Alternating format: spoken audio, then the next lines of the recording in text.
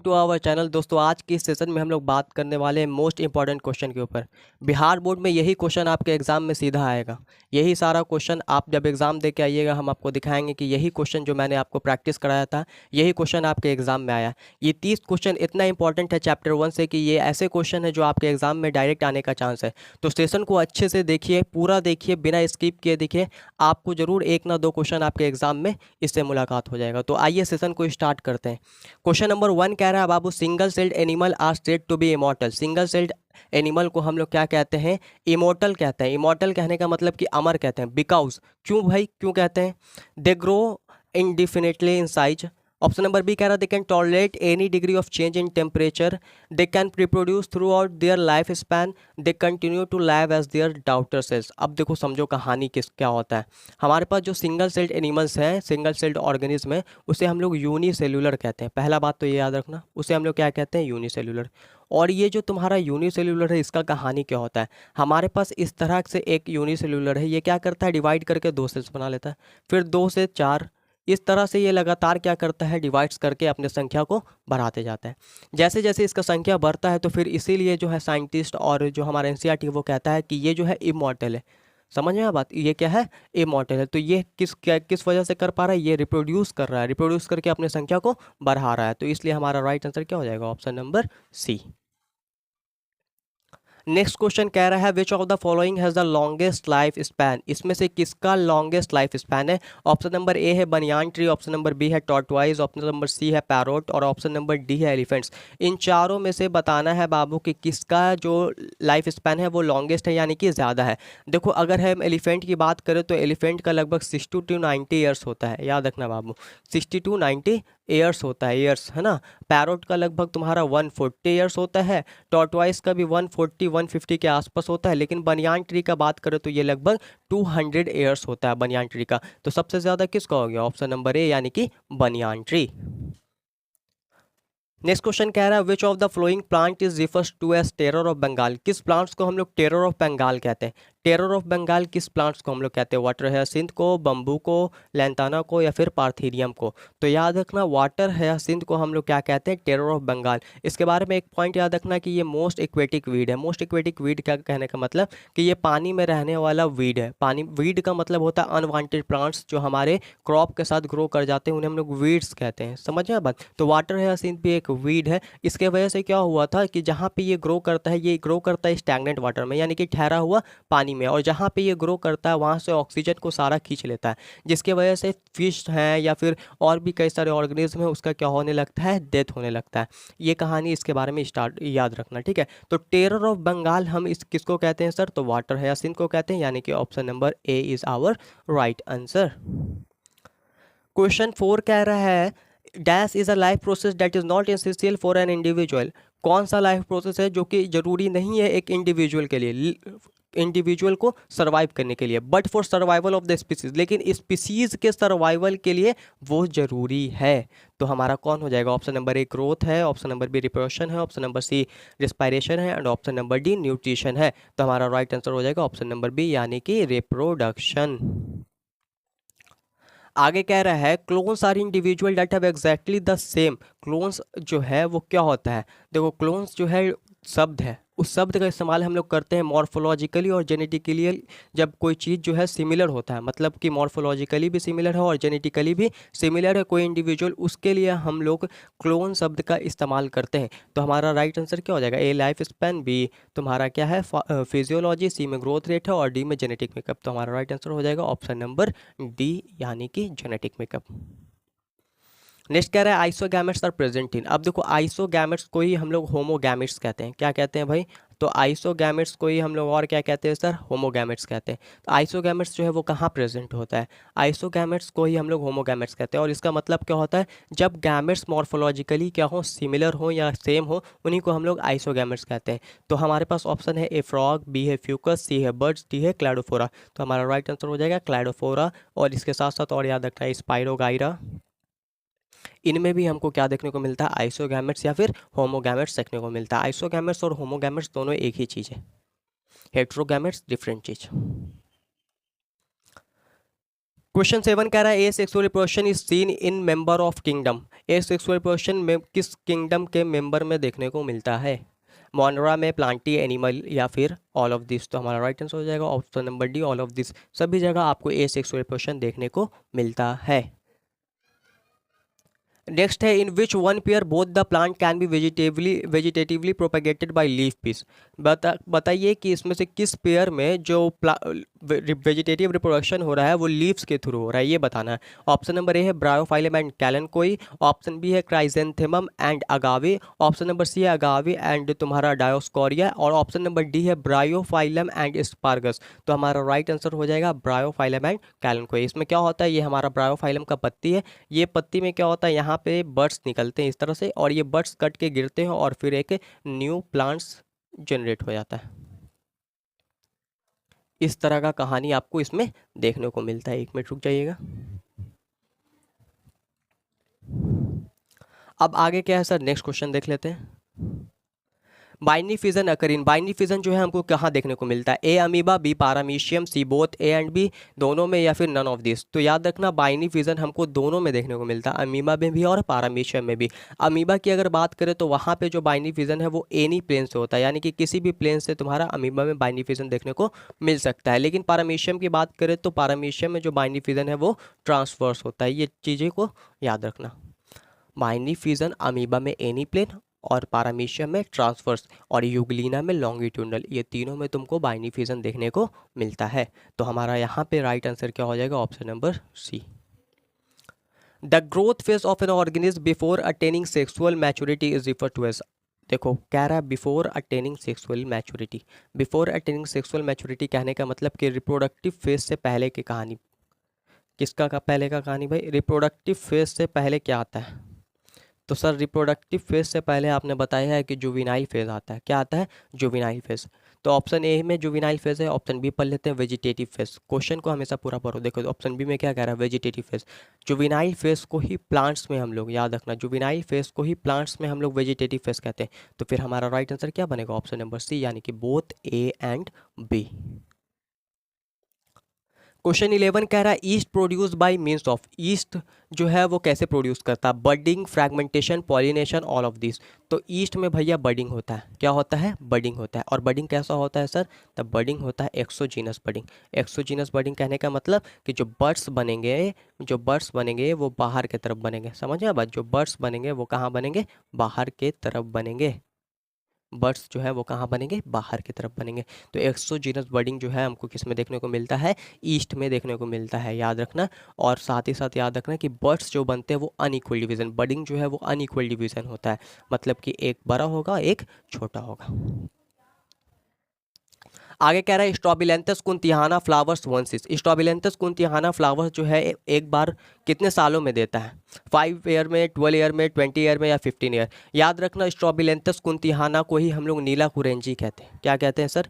इसी को हम लोग नीला कुरेंजी कहते हैं। और अगर हम कहें कि नीला कुरेंजी जो है सर वो 12 साल में, बाबू याद रखना, 12 साल में जो नीला कुरेंजी है वो एक बार फ्लावर प्रोड्यूस करता है। तो हमारा राइट आंसर हो जाएगा option number B is our right answer. Question next, question 13 कह रहा है plant body is haploid in which of the following. Plant body जो है वो हैप्लॉइड होगा इनमें से किस में? Algae, bryophyte, fungi, all. देखो हम लास्ट क्लास में बता रखा है तुम लोग को कि एल्गी हो, चाहे तुम्हारा फंजाई हो, चाहे तुम्हारा ब्रायोफाइट्स हो, ये सब के सब क्या होते हैं सर? ये सब के सब तुम्हारे हैप्लॉइड्स होते हैं। और हैप्लॉइड्स को हम किससे डिनोट करते हैं? एन से डिनोट करते हैं। एक्चुअल में बात को याद रखना, फंजाई प्लांट्स नहीं है, लेकिन यहाँ पे ऑप्शन इस तरह से बना हुआ है, तो हमको ऑप्शन क्या लेना होगा? ऑप्शन नंबर डी, यानी कि ऑल। क्लियर है? लेकिन वो हैप्लॉइड्स होते हैं। Easter cycle is reported in. अब ये जो ईस्टर साइकिल है वो हमको कहाँ देखने को मिलेगा? ईस्टर साइकिल जो है कहाँ देखने को मिलेगा? काउ एंड शिप में, ह्यूमंस एंड मंकीज में, चिंपैंजी एंड गोरिल्लाज, या फिर none of this. Chimpanzee and gorillas हो गया, या फिर ह्यूमन एंड मंकीज, इन सब में हमको मेंस्ट्रुअल साइकिल देखने को मिलता है बाबू। इन सब में क्या देखने को मिलता है? मेंस्ट्रुअल साइकिल देखने को मिलता है। और काउज एंड शिप में हमको क्या देखने को मिलता है? ईस्टर साइकिल देखने को मिलता है। तो हमारा राइट आंसर क्या हो जाएगा? Option number A is our right answer. दोस्तों अगर सेशन अच्छा लग रहा होगा तो प्लीज़ सेशन को सब्सक्राइब कर देना, चैनल को सब्सक्राइब कर देना, सेशन को लाइक कर देना और वीडियो को शेयर कर देना। कह रहा है आगे question, if a fungal thallus has both male and female reproductive structure it will be called. अब देखो फंगल थैलस में दोनों मेल और फीमेल रिप्रोडक्टिव स्ट्रक्चर दोनों है, तो इसे हम क्या कहते हैं? दो केस होता है, एक होता है HMB और एक होता है DU। DU का मतलब क्या हुआ सर? D से डायोसियस और U से यूनिसेक्सुअल। HMB का मतलब हर्माफ्रोडाइट, मोनोइशियस, बाइसेक्सुअल। याद रखना, ठीक है? हर्माफ्रोडाइट, मोनोइशियस, बाइसेक्सुअल, इसके लिए एक शब्द इस्तेमाल करते हैं DU यानी कि डायोसियस और यूनिसेक्सुअल। ये दोनों एक चीज़ है। तो यहाँ पे तुम्हारा राइट आंसर हो जाएगा होमोथैलिक। इसे हम होमोथैलिक कहते हैं। Where offspring is form by single parent it is called. जब बच्चा जो है सिंगल पेरेंट से बनेगा तो उसे हम लोग क्या कहते हैं? ये सीधा का सीधा एसेक्सुअल रिप्रोडक्शन का डेफिनेशन दे दिया। जब कोई बच्चा सिंगल पेरेंट से बनता है तो उसे हम लोग क्या कहते हैं बाबू? उसे हम लोग एसेक्सुअल रिप्रोडक्शन कहते हैं। तो हमारा राइट आंसर क्या हो जाएगा? Option number B, when offspring is form by single parent it is called asexual reproduction. और हमारा right answer option number B. Next कह रहा है which of the following group is formed only of the hermaphrodite organism. कह रहा है बचानिए कि ये चारों ग्रुप में से सिर्फ और सिर्फ हर्माफ्रोडाइट ऑर्गेनिज्म किसमें दिए हुए हैं। देखो अर्थवॉर्म, चलो सही है भाई। टेपवॉर्म सही है। हॉर्स फ्लाई, अरे भैया ये तो नहीं होगा। अर्थवॉर्म, फ्रॉग ये भी नहीं होगा, खत्म। अर्थवॉर्म, टेपवॉर्म सही है, सही है। सी हॉर्स नहीं भैया, हॉर्स फ्लाई नहीं। अर्थवॉर्म सही है, लीच सही है, स्पॉन्ज सही है, राउंड वॉर्म अरे नहीं। अर्थवॉर्म सही है, टेपवॉर्म सही है, लीच सही है, स्पॉन्ज सही है। ये चारों का चारों तुम्हारा हर्माफ्रोडाइट है। और ये बहुत इंपॉर्टेंट है, याद रखना मेरे बात को। हर्माफ्रोडाइट से क्वेश्चन आने का चांस बहुत ज़्यादा है। यहाँ से क्वेश्चन आएगा, यहाँ से क्वेश्चन आएगा तुम्हारे एग्जाम में। डायरेक्ट आए, इनडायरेक्ट आए, लेकिन हर्माफ्रोडाइट से क्वेश्चन आएगा। ये चारों में से किसी एक एग्जाम्पल को देगा और पूछेगा बताइए इसमें से हर्माफ्रोडाइट कौन है। हर्माफ्रोडाइट कहने का मतलब बाइसेक्सुअल एनिमल कौन है इनमें से। तो याद रखना चार ऑप्शन, अर्थवॉर्म, टेपवॉर्म, लीच और स्पॉन्ज, ये चारों का चारों हमारा क्या होता है? हर्माफ्रोडाइट होता है। Option number D is our right answer. याद रखना option number D is our right answer. यही स्लाइड से आएगा क्वेश्चन। आगे कह रहे हैं diploid parent plant body produce dash gametes and the haploid parent plant body produce dash gamete. अब देखो एक लाइन को याद रखो मेरे, कहानी खत्म हो जाएगा। Gametes are always haploid. Gametes जो होता है भैया वो हमेशा हैप्लॉयड होता है, इसमें कोई दो राय नहीं है। गैमेट्स जो होता है वो हमेशा क्या होता है? Haploid. Gametes are always haploid. तो भैया हैप्लॉइड हैप्लॉइड कहाँ गया? Haploid haploid. यहाँ भी गैमेट्स बोल रहा तो हैप्लॉइड, यहाँ भी गैमेट्स बोल रहा तो haploid. Option number D is our right answer. Next कह रहा है which of the following is possible in micro propagation. इसमें से क्या पॉसिबल है माइक्रो प्रोपगेशन में? माइक्रो प्रोपगेशन में भैया एसेक्सुअल रिप्रोडक्शन होता है। इसमें हम लोग टिश्यू कल्चर ये सब करते हैं, तो यहाँ पे एसेक्सुअल रिप्रोडक्शन होता है, यानी कि option number A is right answer. ये भी क्वेश्चन डायरेक्ट पूछा जाता है कि बताइए कौन पॉसिबल है माइक्रो प्रोपगेशन में। कई बार रिपीट किया है बोर्ड एग्जाम में, बिहार बोर्ड के एग्जाम में कई बार रिपीट किया गया है इस क्वेश्चन को। नेक्स्ट क्वेश्चन कह रहा है development of new individual from female gamete without fertilisation is term as. Without fertilisation female gamete से एक इंडिविजुअल का डेवलपमेंट हो जाना क्या कहलाता है? हमने जब आपको पढ़ाया तो याद होगा, हमने बताया था कि ये हमारे पास एग है भैया, एग है प्लस नो इंडिविजुअल, नो कुछ, नो स्पर्म, है ना, नो मेल गैमेट। और डायरेक्ट हमारे पास क्या बन जा रहा है? इंडिविजुअल बन जा रहा है बाबू। और डायरेक्ट हमारे पास क्या बन जा रहा है? इंडिविजुअल बन जा रहा है। तो और इस प्रोसेस को हम लोग पार्थेनोजेनेसिस कहते हैं। क्या कहते हैं सर? तो इस प्रोसेस को हम लोग पार्थेनोजेनेसिस कहते हैं। याद रखिएगा इस प्रोसेस को हम लोग क्या कहते हैं? पार्थेनोजेनेसिस कहलाते हैं। तो option number D is our right answer.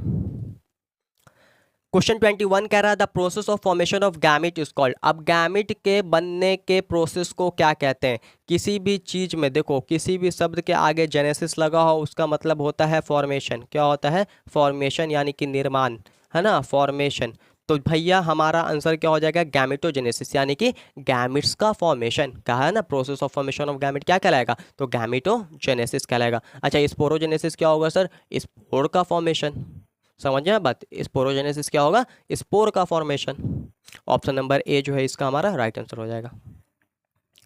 Next कह रहा the wall of the ovary forms. अब जो वॉल है ओवरी का वो क्या बनाता है? Pericarp, fruit wall, fruit both A and B. तो जो वॉल होता है ओवरी का उसे हम लोग क्या कहते हैं सर? उसे हम लोग पेरिकार्प कहते हैं। और वही तुम्हारा फ्रूट वॉल भी होता है। तो हमारा क्या हो जाएगा? ऑप्शन नंबर डी, यानी कि बोथ ए एंड बी। तो हमारा option number D is right answer.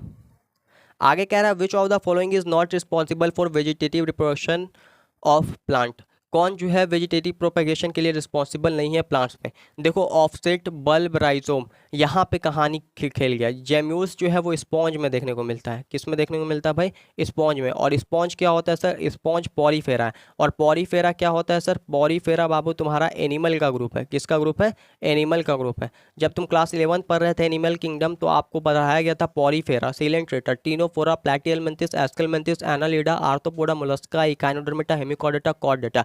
ये 11 तुमको किंगडम्स पढ़ाए गए थे, उसमें से एक था तुम्हारा पॉरीफेरा। एक क्या था? पॉरीफेरा। समझ में बात? ये 11 तुमको फाइलम पढ़ाए गए थे, Porifera, Coelenterata, Ctenophora, Platyhelminthes, Aschelminthes, Annelida, Arthropoda, Mollusca, Echinodermata, Hemichordata, Chordata. उसमें से पहला जो है तुम्हारा पॉरीफेरा, जो कि लेस डेवलप होता है। इसी पॉरीफेरा का एग्जाम्पल है स्पॉन्ज, और स्पॉन्ज एनिमल है। तो भाई एनिमल में तुम वेजिटेटिव प्रोपेगेशन कैसे ढूंढ रहे हो? तो हमारा राइट आंसर क्या हो जाएगा? जेम्यूल्स। और इस स्पॉन्ज में एक स्ट्रक्चर बनता है जिसे हम लोग क्या कहते हैं? जेम्यूल्स कहते हैं। तो right answer option number D. Which of the following has the longest life span? फिर से क्वेश्चन रिपीट कर गया, कह रहा है कि इसमें से किसका जो लाइफ स्पैन है वो लॉन्गेस्ट होगा? तो ऑप्शन नंबर ए यानी कि बनियान ट्री का जो है लाइफ स्पैन वो सबसे ज़्यादा होता है। और कितना होता है अभी बताया हमने? 200 ईयर्स। कह रहा है which of the following sales is haploid? इनमें से बताइए कि कौन से सेल्स जो हैं वो हैप्लॉइड है? oogonia, primary oocyte, secondary oocyte, zygote. देखो जाइगोट बनता है दो हैप्लॉइड सेल्स के मिलने से, यानी दो हैप्लॉइड गैमेट के मिलने से। तो ये तो भैया हो गया डिप्लॉइड, कहानी खत्म है। प्राइमरी oocyte नॉर्मल सेल से होता है, डिप्लॉइड हो गया। oogonia भी तुम्हारा 2n यानी कि डिप्लॉइड। तो सेकेंडरी oocyte जो है वो क्या होता है सर? हैप्लॉइड होता है। यही आगे जाकर हमारा क्या बनाएगा? ओवम बनाएगा। समझ में आया बात? चलो, भविष्य का ओवम सेकेंडरी oocyte। तो हमारा option C is right answer. Question 26 कह रहा है which of the following reproduces once in a lifetime? पूरे लाइफ टाइम में कौन जो है रिप्रोड्यूस करता है एक बार? तो याद रखना बम्बू, है ना। बम्बू जो है वो क्या करता है बाबू? पूरे लाइफ टाइम में एक बार रिप्रोड्यूस करता है, या फिर हम लोग कहते हैं जनरली 50 या फिर 100 ईयर्स में एक बार। तो हमारा राइट आंसर हो जाएगा ऑप्शन नंबर ए। क्वेश्चन 27 कह रहा है which of the following is haploid? इसमें से कौन हैप्लॉइड है? तो हमने अभी थोड़ा देर पहले बताया भाई कि गैमेट्स आर ऑलवेज हैप्लॉइड। तो गैमेट तो हमारा सही हो जाएगा। स्पोर भी हैप्लॉइड होता है भाई। स्पर्म भी हैप्लॉइड होता है, क्योंकि स्पर्म क्या है? स्पर्म मेल गैमेट है सर। स्पर्म क्या है बाबू? मेल गैमेट्स है। तो तुम्हारा सब का सब क्या हो गया? गैमेट्स भी हैप्लॉइड हो गया भैया, स्पोर भी हैप्लॉइड हो गया, स्पर्म भी हैप्लॉइड हो गया। ऑप्शन नंबर डी यानी कि all of this is our right answer. Question 28 कह रहा है no individual is immortal except? कोई भी इंडिविजुअल जो है अमर नहीं है, किसको छोड़ के? हमने बताया कोई भी इंडिविजुअल जो है अमर नहीं है सिंगल सेल्ड ऑर्गेनिज्म को छोड़ के, और उसी सिंगल सेल्ड ऑर्गेनिज्म को हम लोग यूनिसेल्यूलर कहते हैं। तो राइट आंसर हो जाएगा option number B. When offspring is formed by single parent it is called? जब कोई बच्चा सिंगल पेरेंट से बनता है तो उसे हम लोग क्या कहते हैं? क्वेश्चन रिपीट किया है। When offspring is formed by single parent, वो क्या कहलाएगा? वो तुम्हारा कहलाएगा एसेक्सुअल रिप्रोडक्शन, यानी कि option number B is our right answer. Question 30 कह रहा है longitudinal binary fission occur in? हमने अभी थोड़ा देर पहले बताया बाइनरी फिजन के टॉपिक पे कि लॉन्गिट्यूडनल बाइनरी फिजन जो है वो किस में देखने को मिलता है सर? तो वो देखने को मिलता है यूग्लिना में। तो यूग्लिना हमारा ऑप्शन नंबर बी, जो कि कनेक्टिंग लिंक है प्लांट्स और एनिमल के बीच का। ऑप्शन नंबर बी जो है हमारा क्या हो जाएगा? Right answer. थैंक यू बच्चों। अगर सेशन अच्छा लगा हो तो फिर से कह रहा हूँ चैनल को सब्सक्राइब कर देना, वीडियो को लाइक कर देना और दोस्तों में शेयर कर देना। और इस तरह के वीडियोस, इस तरह के जो आपके लेक्चर हैं, सेशंस हैं, वो आते रहेंगे हमारे चैनल पे, इसलिए चैनल को ज़रूर से सब्सक्राइब कर लेना। थैंक यू, धन्यवाद।